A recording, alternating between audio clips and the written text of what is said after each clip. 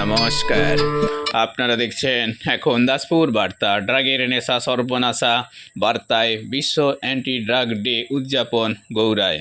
26শে June শুক্রবার world anti drug day উদযাপন করা হয়েছে সচেতনতা বার্তায়। এদিনের উদ্যোগ ও আয়োজনে ছিল দাসপুর থানা অ্যান্টি ড্রাগ ফোরাম ও চক সুলতান পরিবর্তন ফাউন্ডেশন।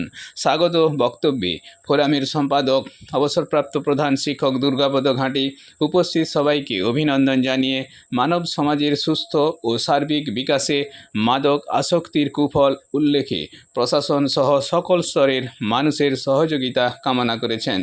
গৌড়া কালীবাজার সংলগ্ন বাস রোডের পাশে কবি ও সংস্কৃতিপ্রেমী কমল লোচন প্রধানের পৌরোহিত্যে সচেতনতা বার্তায় আরও সামিল ছিলেন পরিবর্তন ফাউন্ডেশনের ডাইরেক্টর সুজয় সেনাপতি, ডাক্তার দেবব্রত দাস, উৎপল গোস্বামী, সমাজসেবী গণেশচন্দ্র নন্দী, কানাইলাল পাখিরা, গণেশ সামন্ত, প্রফুল্লচন্দ্র পাইন, মনোজিৎ গোস্বামী, সৌমেন দিন্ডা, স্বপন কুমার মাঝি, তপন গায়েন, সুনীল মাঝি সহ বিভিন্ন বিদ্যালয়ের ছাত্রছাত্রীবৃন্দ।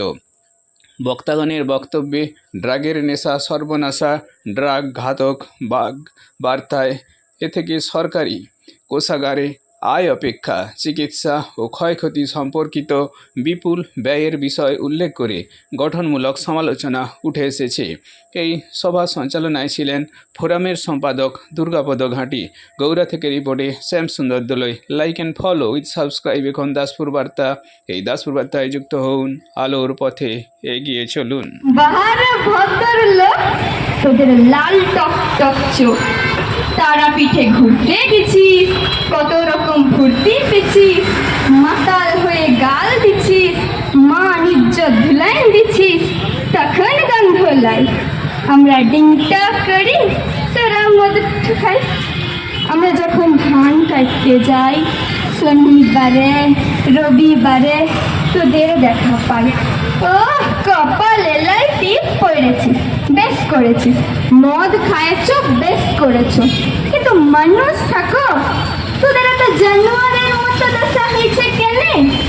যখন দেখি মা বললিয়ে অসভ্যতা টেনে, তখন মনে হয় চলো তোর ঠ্যাংটা চেপে ধর, চলোকে চ্যাংদলা কর, নদীতে ভাসিন দিলেও কিছু পাপ নাই।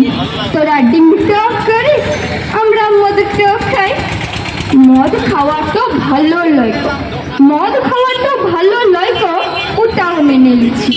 তোরা খানিক ভদ্র হলে আমরাও কথা দিচ্ছি মদ ছাড়াই দেবো। সমাজের যে ৭৫%, 75% যে ক্রাইম অপরাধ হয় দেশে, তা কিন্তু মাদক দ্রব্যের ফলে। আমরা সাম্প্রতি দেখেছি, আরজি করে দেখেছি, আরও অনেক ঘটনা ঘটছে যে ওরা উত্তপ্ত হয়ে। আমরা কামদুনিতেও দেখেছি, এমন হর্ষকে দেখেছি, বহু জায়গায় দেশে যে এমন অশান্তি করছে যারা মাদক দ্রব্য সেবনের পরেই আরও তারা উত্তপ্ত হয়। বেশি আমাদের মাতৃস্নেহ নারীদের উপর পড়ে, মেয়েদের উপর পড়ে। উপকার দিক বহু আছে, আমরা প্রায় 60খানা দিক উল্লেখ করেছি আমাদের যে প্রচারপত্রে, সেখানে উল্লেখ আছে। আজকে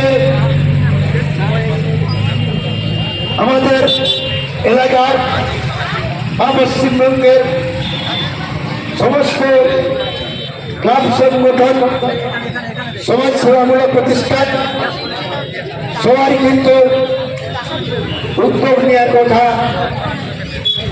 সবাই একটু একটু করে উদ্যোগ নিলে আজকে যা কিন্তু আমরা অনেকটা এগিয়ে নিতে পারবো।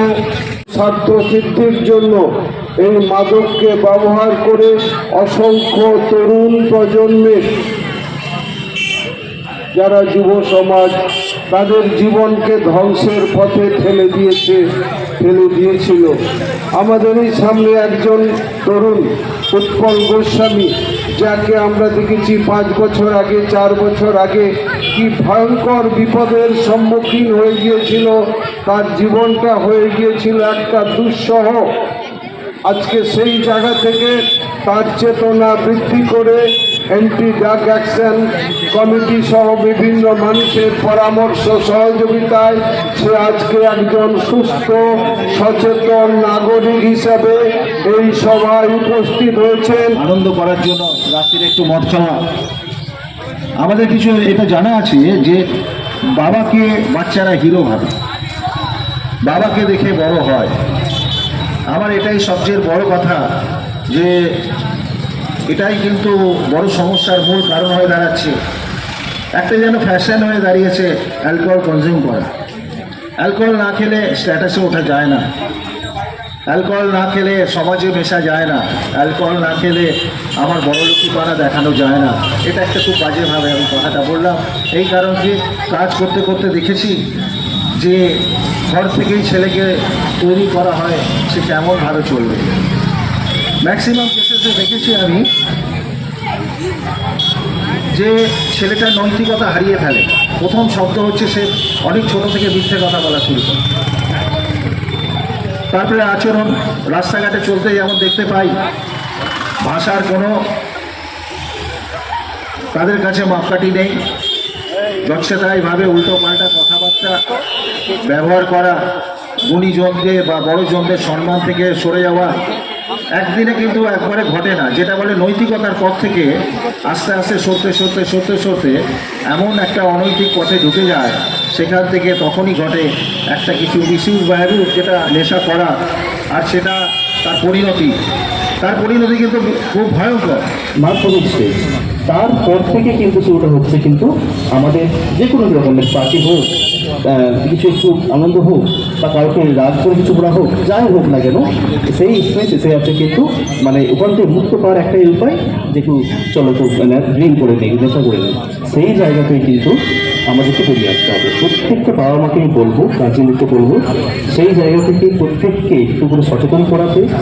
বা তার যে ভালো দিক, যে নেশামুক্তকরণ, সেইটাই কিন্তু বড় ব্যাপার হবে। আমরা এই মঞ্চ ছেড়ে যাওয়ার পর এইটা নিয়ে কিন্তু আর আলোচনা করব না।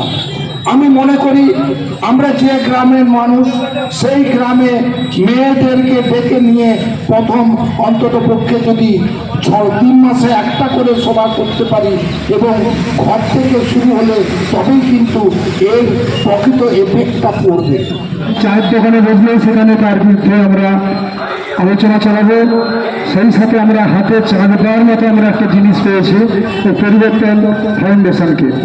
ইতিমধ্যে যারা ড্রাগের নেশায় পুরো পরিবার ধ্বংস হচ্ছে, নিজের শরীর স্বাস্থ্য ধ্বংস হচ্ছে, তাদের সুচিকিৎসা দিয়ে সমাজের মূল স্রোতে ফিরে দাঁড়ার জন্য যে সংস্থার প্রয়োজন ছিল সেটা আমরা পেয়ে গেছি।